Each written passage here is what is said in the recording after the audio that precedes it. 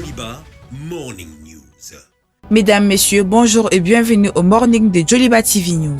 La crise sanitaire qui secoue le monde actuellement touche pratiquement tous les secteurs au Mali. Et le Musée national ne fait pas exception. Nous nous sommes rendus là-bas afin de savoir comment les responsables arrivent à gérer cette situation.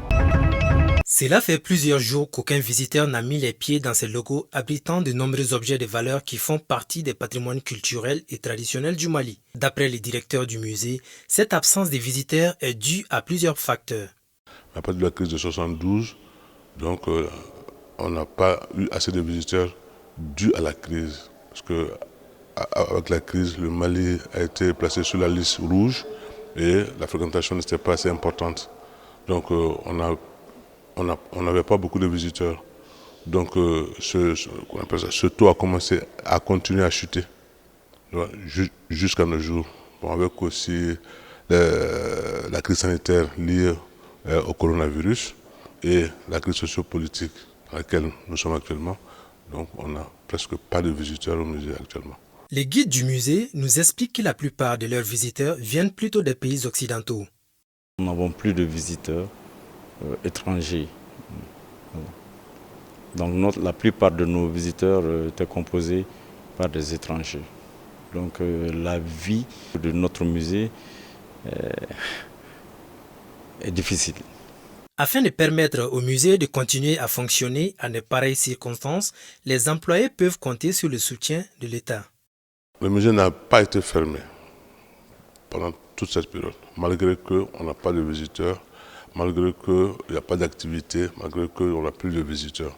Mais nous sommes un service étatique, donc l'État a décidé de laisser le musée ouvert malgré la pandémie, donc on a continué à fonctionner correctement. Correctement, mais parce qu'un musée aussi sans public est un musée qui ne vit pas très bien. Parce que le musée, c'est d'abord un public. Il faut que le public vienne voir le musée. Notre survie en dépend. Les responsables souhaitent revoir plus de monde dans les jours à venir, mais déplorent tout de même le faible intérêt que portent les Maliens à l'égard du musée.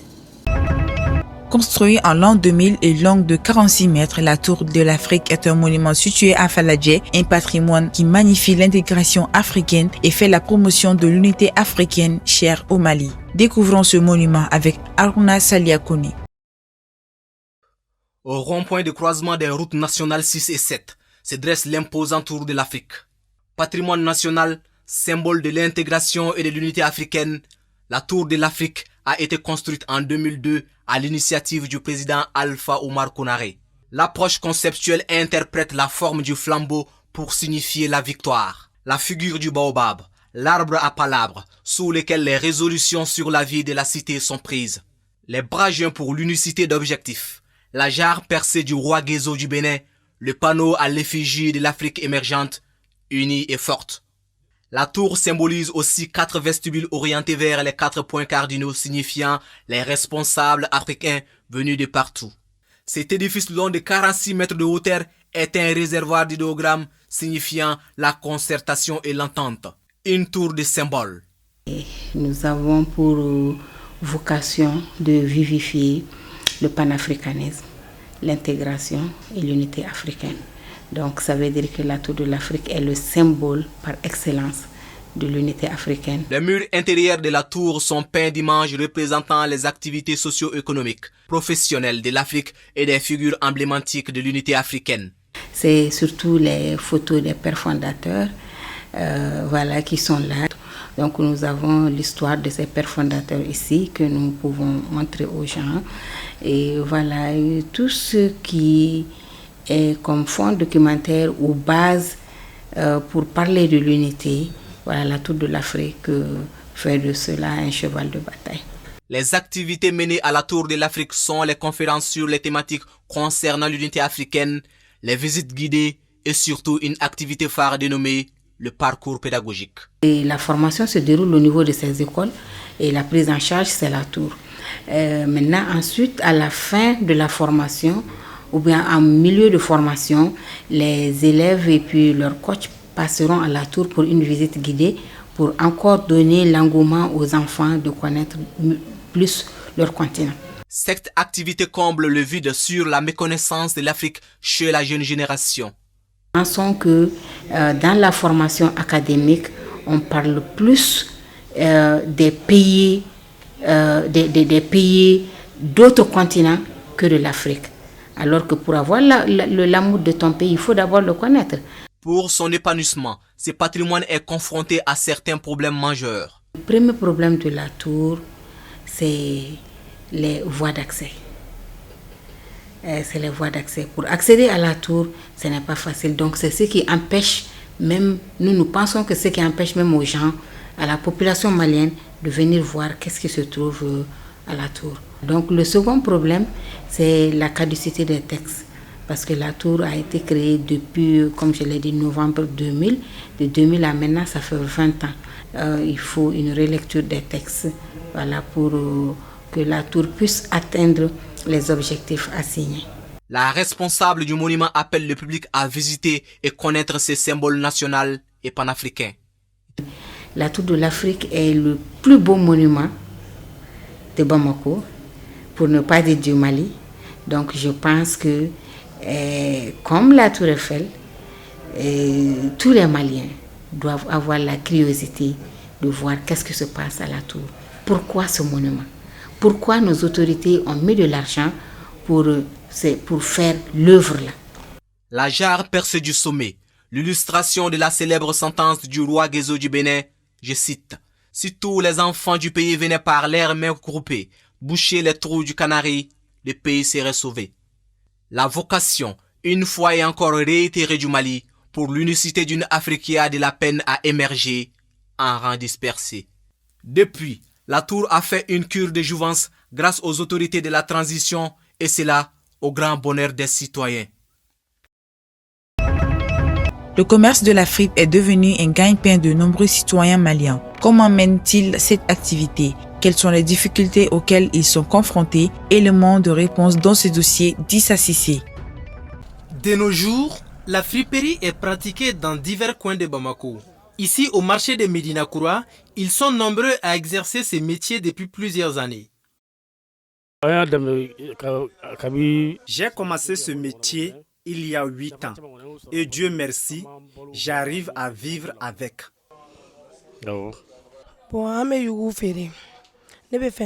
Je vends de la fripe, mais aussi beaucoup d'autres objets usés, tels que les jouets des enfants. Nos fripes viennent de l'Occident, souvent des États-Unis, de la France. Et dès qu'elles sont là, on les étale dans nos boutiques.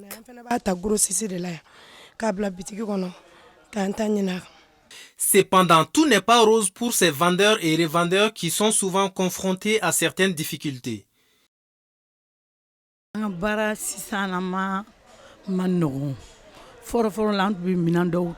Ce métier devient de plus en plus difficile aujourd'hui, car ceux qui nous livrent augmentent quotidiennement les prix à cause du problème de dédouanement, disent-ils. Il y a certains détaillants qui ne nous facilitent pas non plus la tâche.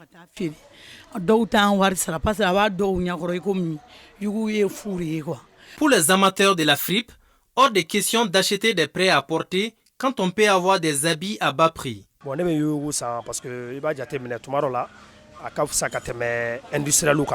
J'achète de la fripe parce que je trouve que c'est bien. Et c'est encore plus consistant que les prêts à porter. Quant au prix, il y a une très grande différence entre les deux, car tu peux débourser une grosse somme pour un seul nouvel habit, alors que tu peux avoir beaucoup de fripes avec la même somme.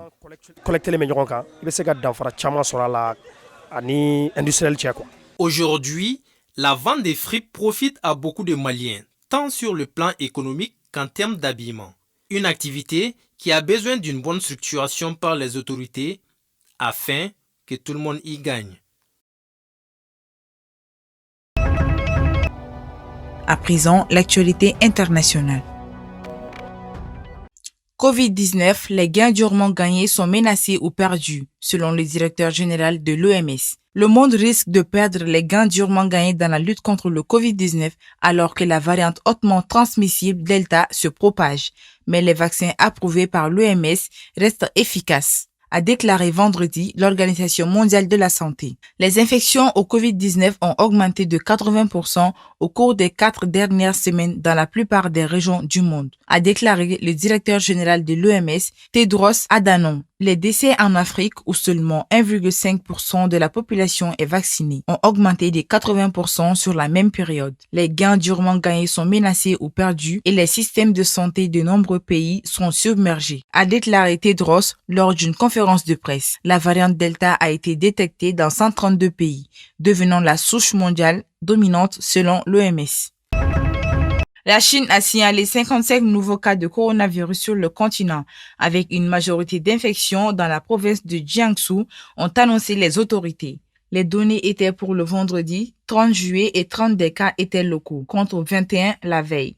Nanjing, la capitale de la province de Nanjing, est actuellement confrontée à une épidémie de la variante Covid-19 Delta qui a fait surface au début du mois, attribué aux nettoyeurs d'aéroports qui ont travaillé sur un vol en provenance de Russie. L'épidémie de Nanjing s'est depuis propagée à d'autres villes de Jiangsu, à Pékin et à d'autres provinces. Pour freiner l'épidémie à Pékin, certaines écoles de la ville ont demandé aux élèves en vacances d'été de retourner à Pékin au moins 14 jours avant le début du semestre d'automne, le 15 août.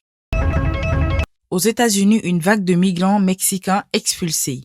Un nouveau groupe de migrants a été expulsé vers le Mexique ce week-end. Les États-Unis devront retarder l'annulation partielle d'une politique controversée d'expulsion des migrants. L'administration du président Joe Biden avait prévu d'exempter les familles de migrants arrivant à la frontière américo-mexicaine de la politique d'expulsion d'ici ce 31 juillet, tout en continuant à la garder pour les individus. L'annulation partielle de la politique du titre 42 a été retardée parce que l'administration Biden y a mis un frein, en raison des inquiétudes concernant la variante hautement transmissible du Covid-19 Delta et le nombre croissant d'infections au Mexique. Cuba a reçu cette semaine des livraisons de nourriture et des fournitures médicales d'alliés du Mexique, de la Russie et de la Bolivie dans le but d'atténuer les pénuries et les mécontentements au milieu de la pire crise économique de l'île depuis des décennies et d'une augmentation des cas de coronavirus. Les dons que les autorités ont commencé à distribuer le vendredi 30 juillet interviennent près de 3 semaines après que des manifestations sans précédent ont éclaté à l'échelle nationale, stimulées par les frustrations liées aux conditions économiques désastreuses et aux restrictions des libertés civiles. Cuba attribue les troubles aux mercenaires soutenus par les États-Unis qui exploitent les difficultés qui, selon lui, ont été en grande partie provoquées par des décennies des sanctions américaines et des tentatives déguisées de troubles à travers la campagne SOS Cuba appelant à l'aide humanitaire. C'était là l'essentiel de ce morning sur Joliba TV News. Bonne semaine à toutes et à tous.